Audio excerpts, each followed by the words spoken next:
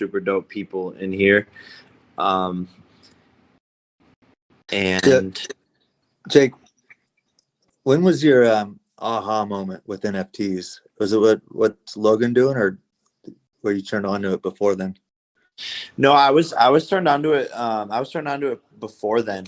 I think Izzy actually, who's in this room, Izzy and Akash, um, from Genies were super bullish on it. I think before they even started getting into it from Genies themselves, and I sort of just started to follow along with it. And there's all these artists and stuff obviously in the space, but and I knew influencers and celebrities, and I had seen like Little Yachty do something like, even I believe it was like 8 or 9 months ago, where he had like this coin and it had a song that went along with it. So I've sort of been following along with it for a while, and I knew it was going to get more and more popular, but a lot of times in my career, and this is super interesting to tie everything full circle, but a lot of times in my career I've been uh, uh the pioneer in certain industries, such as like merch, and like being the first influencer to really push merch, and I created this company Fanjoy, which now like services like 60 to 100 of the biggest influencers in the space. And so sometimes in my career, I've been a pioneer and sort of the first into things, but that has caused me troubles in the past. And I've gone into things like not understanding it or being the first and making mistakes. And then there's being like the Buccaneers, where you sort of come in second with all the knowledge and and are a little bit later to the game, but maybe you just have like a better understanding of what it is that you want to do, because I believe that this is a super long-term thing. So like I didn't want to rush into it at all. I think what my brother did is great, and he obviously crushed it, but I just want to sort of come into it differently, and be a Buccaneer and not like rush into anything, because like everyone up here is saying, this is 5, 10, 15, 20 years from now. So there's really no rush, in my opinion. Yeah, and here's the thing: you say late to the game, but you're not. Like some of the biggest platforms right now in this space have a team size of like 10 full time. I mean, it is that early. And some of these projects are like 3 people big. Like it's super early. We're just at the ground floor, right? Like we're just now starting to give a shit about user experience, and it might be a little late for that with as many people are starting to flood the scene. So, yeah, this is the BBS era of the internet we're talking about. Like we've got a long road ahead of us. Exactly. No, exactly.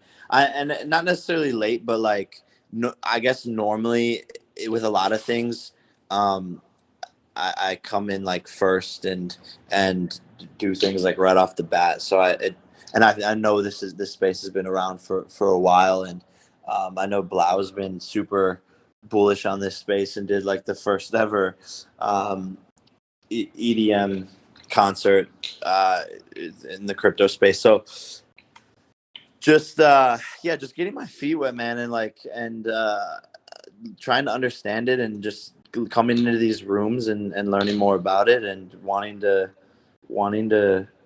really make something dope when I do come to the market. Hey, this is MacGyver. And I love when like we have these chats, and like it gets to the point where you can kind of see how someone's thinking about approaching the space, in a respectful way. I know there's a lot of folks who are kind of just jumping into the space with like this idea that, oh my God, there's all this money on the table, let me cash in and just like drop something.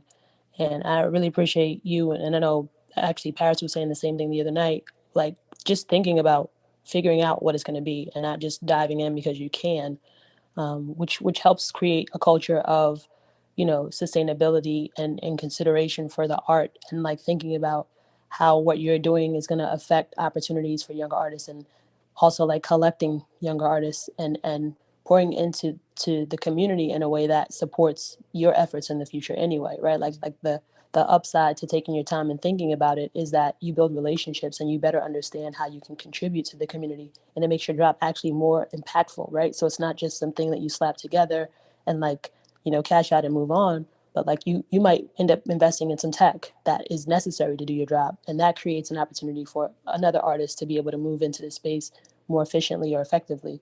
And so I appreciate what you're saying, and I think I just want to implore the audience and the folks in the room to think about this. Like, I know a lot of people are seeing these dollar amounts and like, oh my God, somebody made 3 million, and oh, they made 6.5, and there's 11 million, and it's really enticing to just like figure out what your thing's going to be real quick.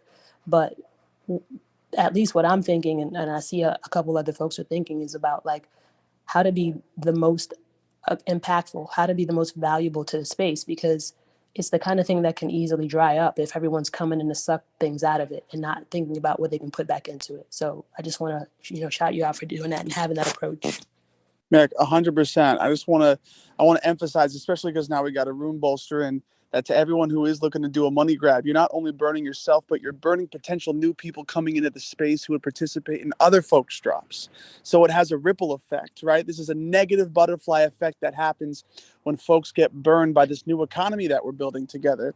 And so just for the music executives and the brand marketers and the agency folk who are listening deeply to these conversations, I implore you to engage your empathy for the young creatives that you'll be burning if you start inspiring money grabs from these massive multi-million-dollar drops that you're seeing.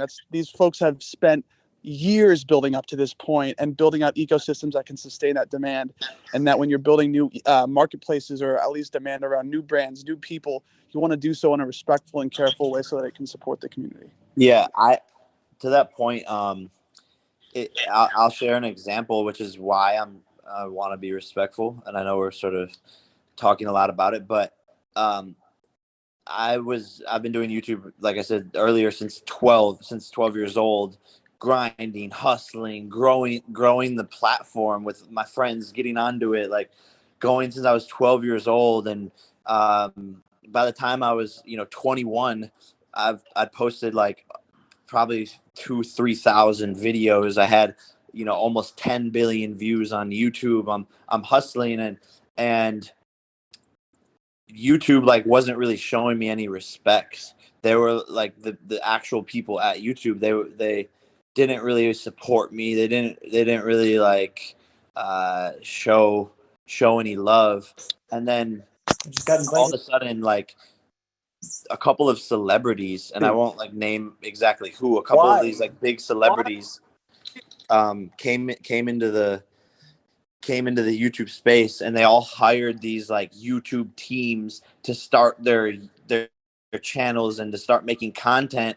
And they all started posting these videos that you could tell weren't authentic.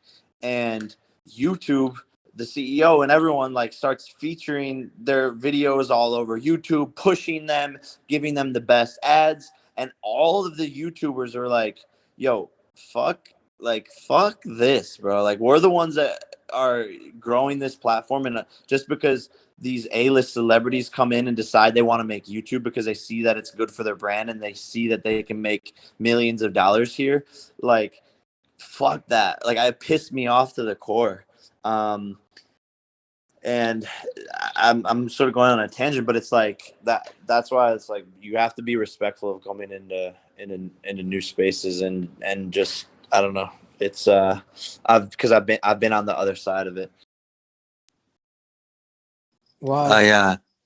I don't want to cut anyone off, but I mean, Jake, to some of your points, you've been early and you've been disruptive. I've got these screenshots from a Drake interview from 2012 when he was 26, like back in the early like Thank Me Later days. And he goes, I plan on doing something that nobody my age has ever done. No. The question was, how do you plan on taking over 2008? So that means he was 22, like back in the mixtape days. He goes, I plan on doing something that nobody my age has ever done. I plan on being unafraid. It's really the best way I can put it. I'm not scared. I'm not scared to release an R&B song. I'm not scared to rap the way that I rap. And I'm not scared to dress the way that I do. before people believe in you, you have to believe in yourself. He goes, and that goes for every decision, even when you're wrong. He goes, I just plan on being a risk taker and being unafraid. Hopefully people will fuck with that.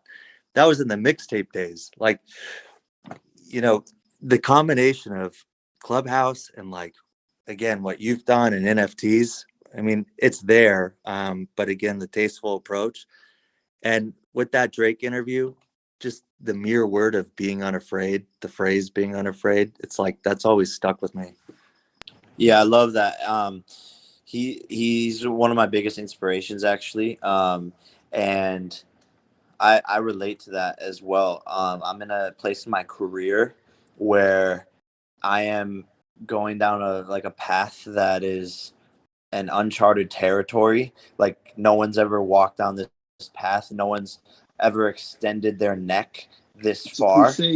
And so and so for me, it's like I feel like I'm this like lone ranger out here in the wilderness by myself navigating, and so I can relate to that a lot because there's so many people that have something to say. There's so many gatekeepers and people that are gonna come along and try to stop you, but you have to be unafraid. You have to believe in yourself more than anyone else, because when people start to say shit or tear you down, like that's when you you have to be the strongest, and it's not easy, especially when millions and millions of people are watching like they were with Drake. Yeah. And here's my last